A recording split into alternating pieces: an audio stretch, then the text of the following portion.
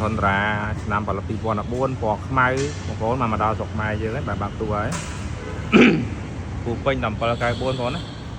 បាទបងប្អូនមានតម្រូវការគឺអាចតាក់ទងបាន1794បាទនេះយ៉ាន់អីថ្មី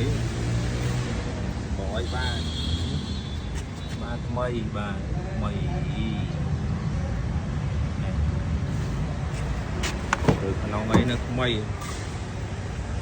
បាទថ្មីទៅហៅហ្នឹងបាយចេះនៅថ្មីទាំងអស់គ្រឿងហើយបងថ្មីជ្រើមកឡើង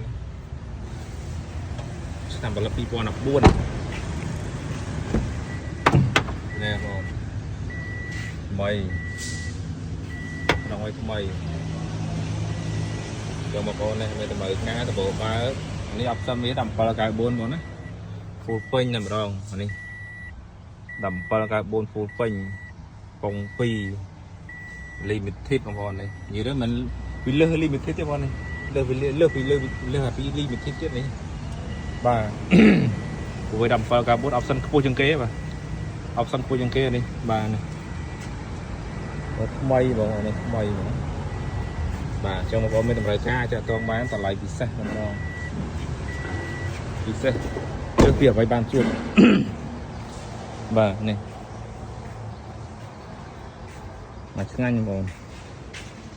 តើមកបងមានតម្រូវការអាចតាក់ទងបានណាអរគុណច្រើន